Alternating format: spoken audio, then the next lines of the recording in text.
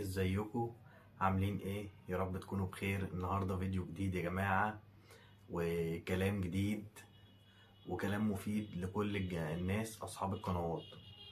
طبعا يا جماعة الموضوع اللي انا هتكلم فيه النهارده ده شاغل كل الناس اللي عندها قنوات، شاغل كل الناس اللي عندها قنوات فعليا، وكذا حد من اصحاب القنوات اللي انا اعرفهم، اللي عندي واللي انا اعرفهم بيكلموني في الموضوع ده كتير وسألوني في الموضوع ده كتير. فانا حبيت اطلع في الفيديو ده النهارده عشان اقول لكم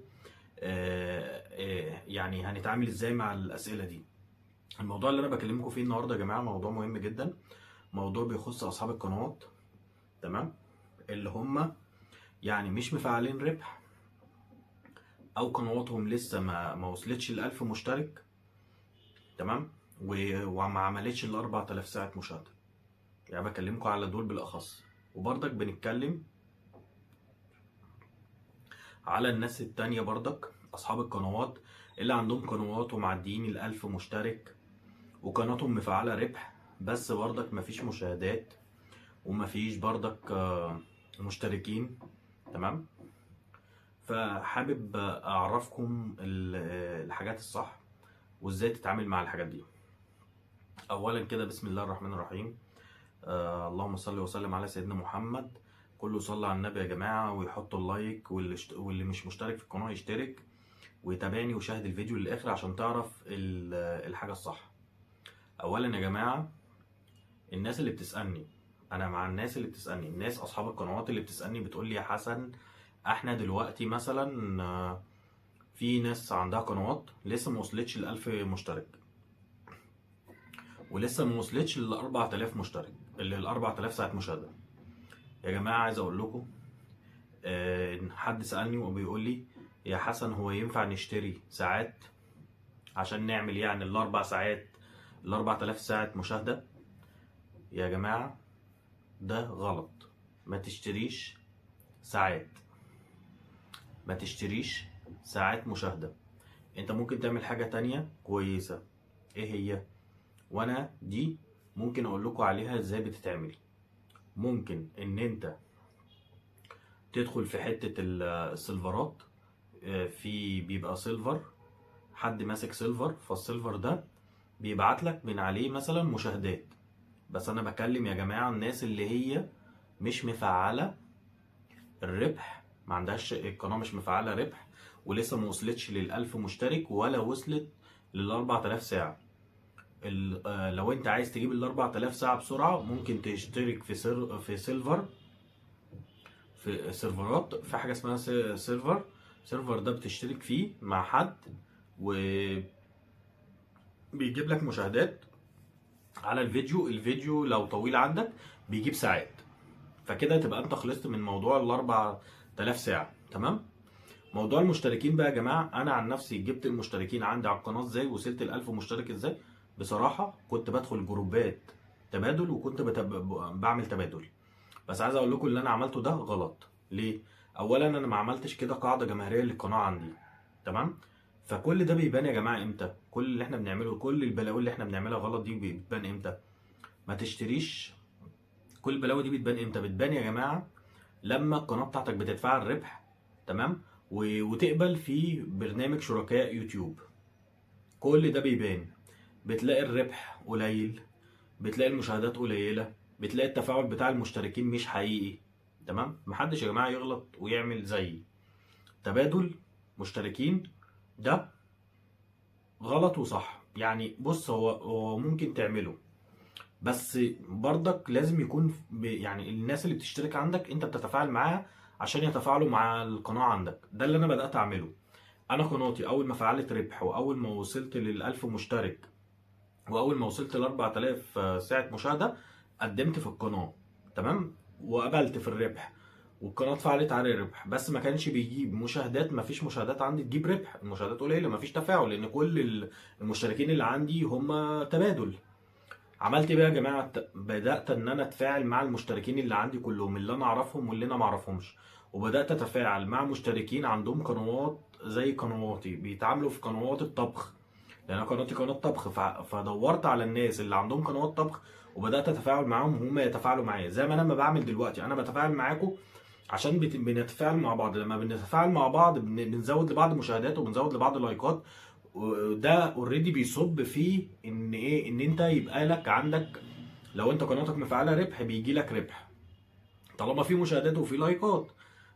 فهو ده اللي انا بعمله. انا بكون دلوقتي قاعده جماهيريه، لان انا اللي عملته في الاول هو غلط.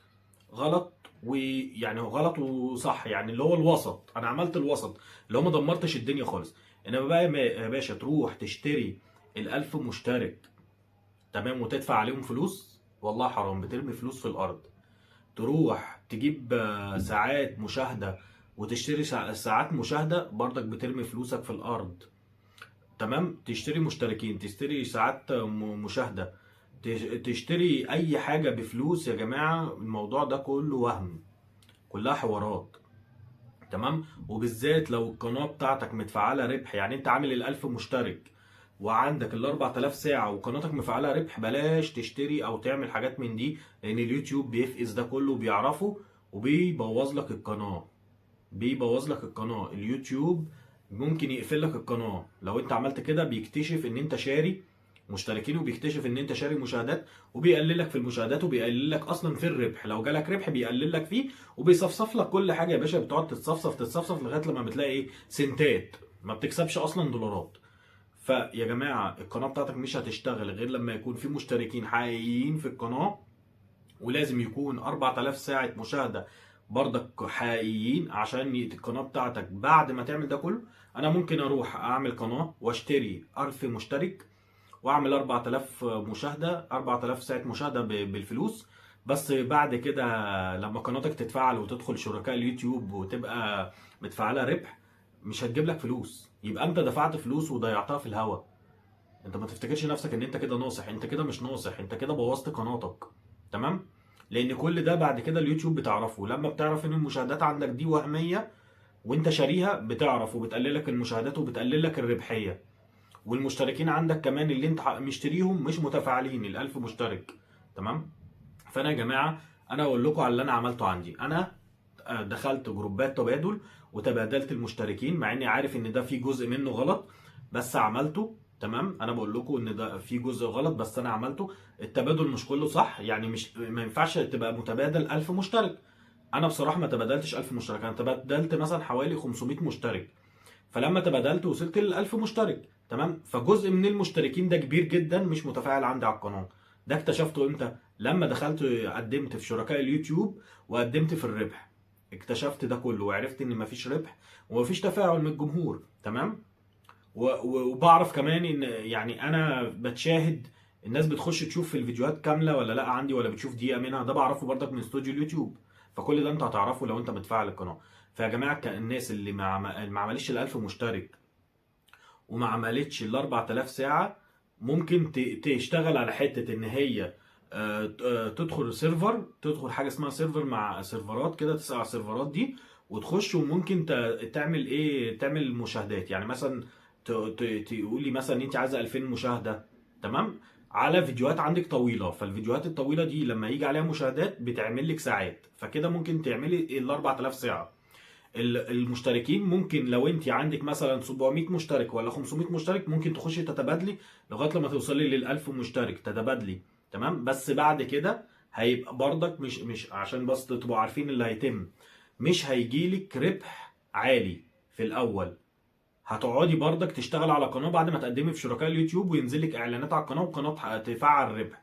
لما تفعل ربح برضك هتشتغل على قناتك، يعني تبتدي تتفاعلي مع الجمهور اللي عندك حتى لو هم قليلين، وتتفاعلي مع قنوات تانية، وتتفاعلي مع ناس تانية، مع مشتركين تاني ومتابعين تاني، عشان خاطر قناتك تكبر. ولازم ترد على الناس وتتفاعلي مع الناس في الكومنتات وفي المنتدى برضك تشغلي الدنيا، عشان خاطر كل ده تكوني قاعدة جماهيرية. تلاقي بعد كده المشاهدات عندك بتعلى، تلاقي بعد كده الربح عندك بيظبط. بدل ما هو بيجي سنتات هيجي بالدولار. بعد كده تلاقي نفسك بتكوني اخر الشهر مرتب تروحي تقبضيه. تمام. والدنيا ان شاء الله هتبقى حلوه معاكم.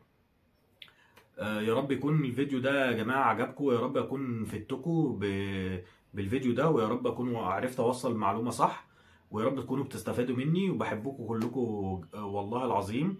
بحب كل المتابعين، سواء متابعين خارجيين او سواء متابعين عندهم قنوات. انتوا كلكم فوق راسي، وربنا يخليكم ليا وما يحرمنيش منكم ابدا. متنسوش يا جماعه الاشتراك في القناه واللايك الحلو، تمام، والكومنت الحلو منكم. اي حاجه هتكتبوها لي في الكومنتات، اي اسئله هرد عليكم. اخوكم حسن هاشم، واي حد عايز مني اي خدمه انا برد على اي حد. و سلام.